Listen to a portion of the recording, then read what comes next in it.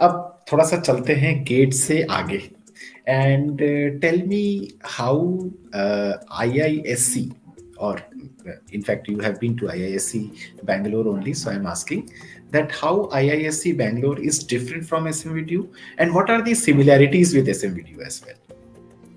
Okay, तो sir जब मेरे को आईआईसी ज्वाइन करना था, जब मेरा गेट मैंने फरवरी में गेट दिया था, 5 फेब को गेट दिया था, और 2 ही दिन के बाद I was knowing that day, I was not knowing कि एग्जाम कैसा हुआ है, एग्जाम कैसा नहीं हुआ है, बट 2 ही दिन के बाद जब आंसर की आ जाती है, I was knowing that I will get a single digit rank and stuff like that, but मैंने You told me. हाँ, no, I told no one, sir. I told no one. I told you 1 month after that. Acha. Not on that day. Not on that day. I told you just 2 days before the result, but क्योंकि उस time पे इतना वो हो गया था कि control नहीं हो रहा था. तो I got a rank. I got a rank 7. I knew it would be a single digit rank because it was predicting between 5 to 9. तो हुआ ये, प्रॉब्लम ये थी कि अब रैंक आ गया. अब मेरे को ये समझ नहीं आ रहा था कि I go to an IIT और because at that time I was sure that I go to IIT Bombay. ठीक है, तो IIT बॉम्बे जाके will I be able to compete with the students of IIT Bombay और नॉट, ये मेरा कंसर्न. और 1 महीना में इसी पे रिसर्च कर रहा था कि क्या होता क्या है. तो जब भी वो कोई वीडियो देखता था तो IIT बॉम्बे के स्टूडेंट्स वर लाइक ये हो रहा है, ये हो रहा है. So that was one of the motivation कि भाई PSU ले ले. ठीक है. मतलब क्यों पंगा लेना है कहाँ कहीं जाके, तो PSU ले ले. And this I discussed with a lot of teachers also, and but कोई solution नहीं मिल रहा था इस चीज का. तो I this was like the biggest decision which I took to go for MTech and leave a PSU. But when I went there, all the students those were there, ठीक है, they were exactly like me. Okay, they knew nothing. ठीक है. So this is the similarity between the students of IISc and students of SMVDU, at least for MTech, that they are at same level when they come to IISc. Like they knew nothing. मतलब कोई special कुछ उन्होंने जिंदगी में नहीं किया था, बस गेट ही निकाला था. कुछ टॉपर्स थे, कुछ टॉपर्स नहीं थे, कुछ को कोडिंग आती थी, कुछ को कोडिंग नहीं आती थी. तो this is the biggest similarity that I can tell कि वहाँ के स्टूडेंट्स और यहाँ के स्टूडेंट्स में कोई डिफरेंस नहीं होता, at least for MTech students. BTech students भी डिफरेंट नहीं होते हैं. जब वो ज्वाइन करते हैं आहिस्ता आहिस्ता 4 साल में, दे मतलब उनका कैपेबिलिटीज इंप्रूव होती हैं, एटमॉस्फेयर का फर्क पड़ता है और दे बिकेम डिफरेंट लेवल. तो ये तो हो गई सिमिलैरिटी. अब डिफरेंसेस का बात करते हैं. तो डिफरेंसेस वहां पे ये है कि व्हाट आई फील इज कि SMVDU में स्टूडेंट्स पढ़ते इसलिए नहीं है बिकॉज उनका साथ वाला नहीं पढ़ रहा है, और IISc में बच्चे इसलिए पढ़ते हैं बिकॉज उसके साथ वाला पढ़ रहा है. So this is the only difference that I found, because जहां तक मुझे पता है कि सेकंड सेम के स्टार्टिंग में हमारी इंटर्नशिप लग जाती है, थर्ड सेम में प्लेसमेंट हो जाती है, और गारंटीड है कि मतलब वहां पे ऐसा है that even you are at 6 pointer 7 pointer, placement तो होनी ही है. ठीक है, कहीं मतलब कहीं भी नहीं, अच्छी प्लेसमेंट होनी है, और स्टिल स्टूडेंट्स आर स्टडिंग. ठीक है, this is the difference that वहाँ स्टूडेंट्स वॉलंटरली खुद पढ़ रहे हैं. वहां पे टीचर्स अच्छा, डिफरेंस क्या है, टीचर्स को कोई फर्क नहीं पड़ता आप आ रहे हो नहीं आ रहे हो. टीचर्स को कोई फर्क नहीं पड़ता आप क्लास में फोन कर रहे हो या फोन यूज कर रहे हो, फोन कर नहीं सकते. मतलब उनका ये रूल है कि you should not disturb the other person. अगर आप अपने ही जो क्यूबिकल है या मतलब वर्चुअल क्यूबिकल में आप जो कर रहे हो आप कर सकते हो, बट उससे मेरे पढ़ाने पे या किसी के पढ़ने पे इफेक्ट नहीं होना चाहिए. नहीं पढ़ना चाहिए. Very professional. अगर आप क्लास में लेट भी आ रहे हो तो आप इतनी शांति से आओ कि क्लास डिस्टर्ब नहीं होनी चाहिए. और आप अगर जल्दी जाना चाहते हो, अगर आपको समझ नहीं आ रही है, आप जा सकते हो, आ सकते हो, उसमें कोई दिक्कत नहीं है, अटेंडेंस की कोई दिक्कत नहीं है. बट अब आप इसी को अगर SMVDU में इम्प्लीमेंट करना चाहो तो इट इज वेरी डिफिकल्ट. अगर आप अटेंडेंस की क्राइटेरिया हटा देते हो, स्टूडेंट्स वोंट कम. अगर आप लेट आना अलाउड कर देते हो, स्टूडेंट विल कम लेट. तो it will take time and it will take discipline at least to मतलब जैसे मैं एग्जांपल देता हूँ कि स्टूडेंट्स वहां पे चीटिंग नहीं करते हैं. ठीक है, एग्जामिनेशन में चीटिंग क्यों नहीं करते हैं? Because it is very much clear कि आपके जितने मर्जी मार्क्स आए आपको पास कर दिया जाएगा. लेकिन अगर आप चीटिंग करते पकड़े जाते हो तो आपको फेल कर दिया जाएगा उसी टाइम. ठीक है, तो इट इज दैट सिंपल। और अगर स्टूडेंट को पता है दैट आपकी सेकंड सेम में इंटर्नशिप है, तो आप फर्स्ट सेम में चीटिंग नहीं करोगे।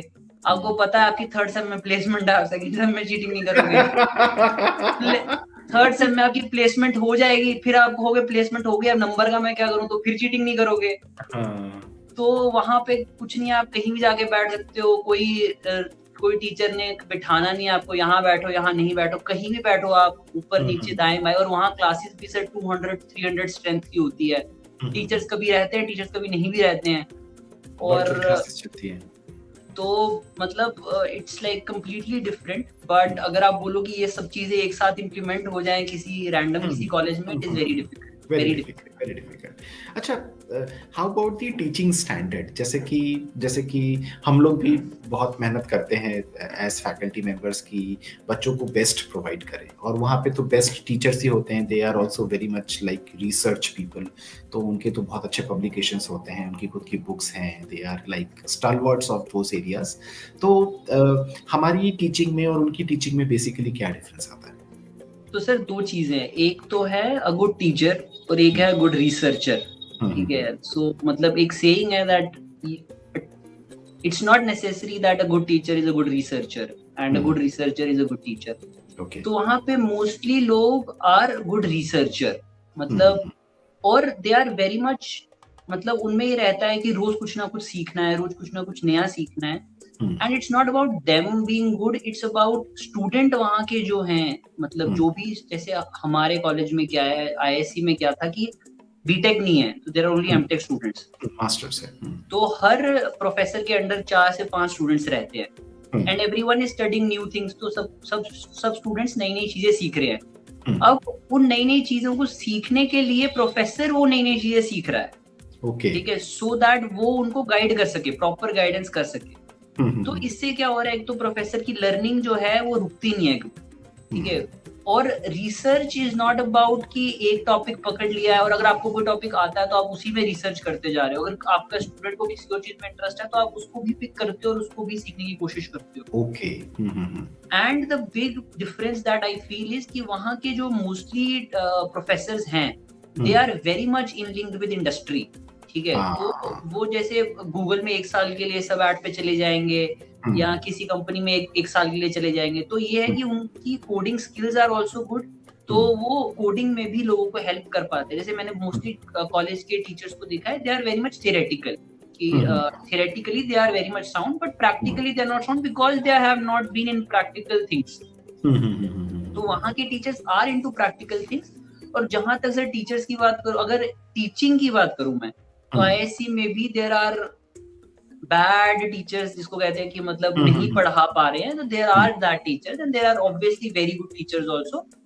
बट सर ये चीज होती है दैट कुछ टीचर्स के पास रिसर्च कैपेबिलिटी बहुत है, मतलब research capability in the sense कि उनका डोमेन इतना वास्ट हो चुका है, उनके पास इतनी नॉलेज है कि उनके दिमाग में ऑलरेडी 10-15 पेपर्स के कॉन्सेप्ट्स हैं, बस उसको इम्प्लीमेंट करना है।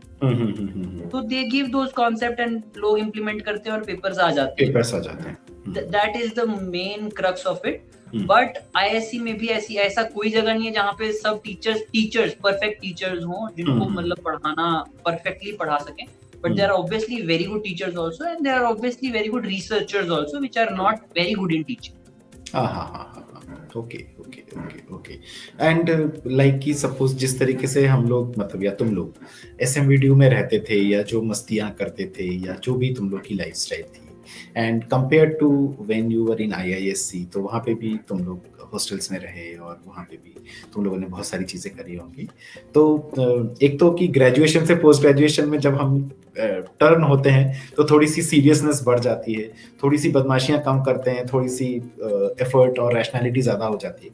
बट फिर भी मतलब लाइफस्टाइल में हॉस्टल्स में क्या डिफरेंस है? तो सर बदमाशियाँ मेरे केस में मस्ती और बदमाशी it increased after so for 1.5 semester it was proper focused studies, ठीक है, 1.5 semester, because internship का मेन सीन था और पीछे कोई बैकग्राउंड नहीं थी प्रॉपर जो हमें बैक कर सके फॉर अ गुड जॉब, ठीक है।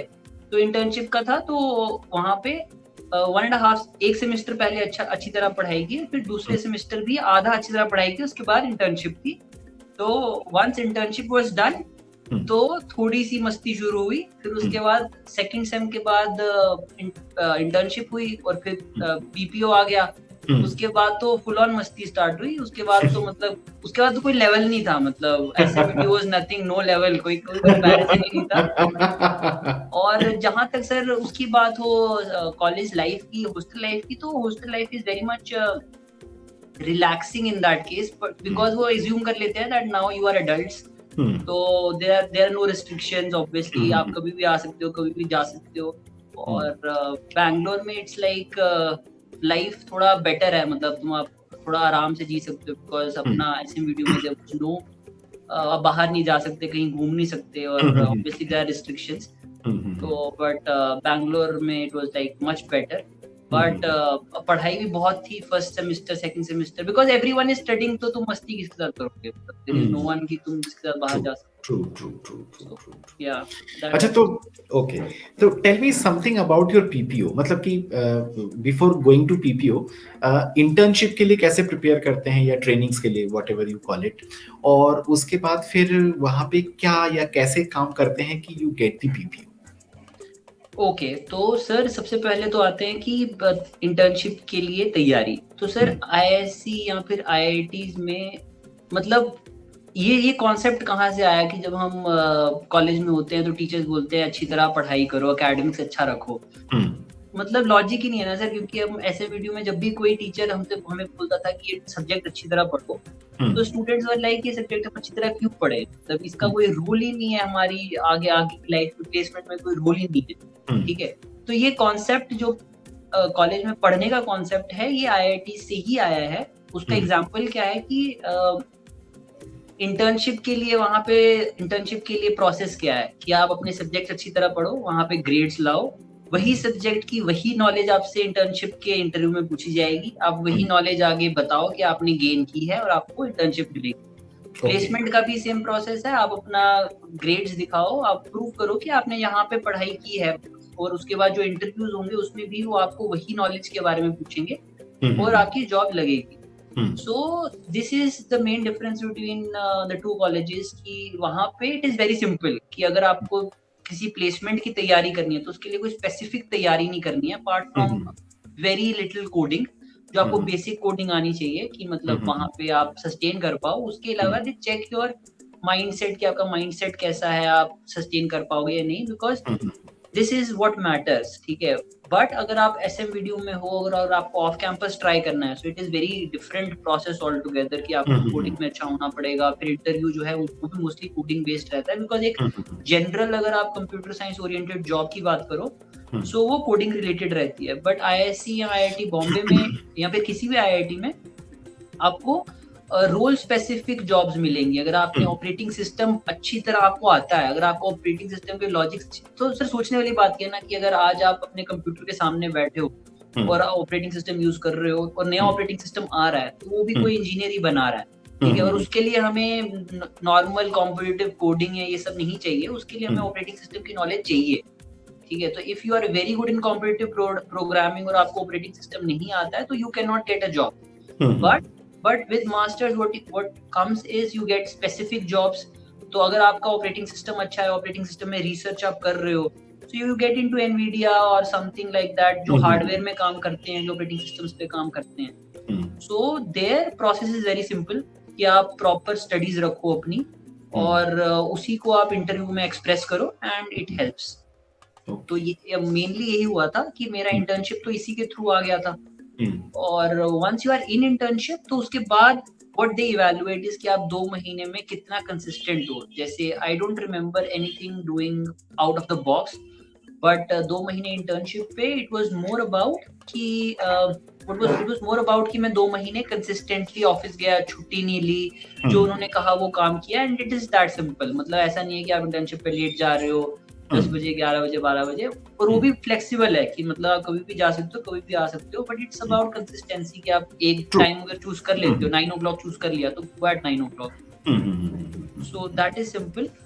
But yeah, I believe from SMBTU getting an internship is very difficult because students बहुत सारे हो गए हैं सर इंडिया में, और कंपनी को जब स्क्रीनिंग करनी होती है, it is a very very difficult process for them also to choose.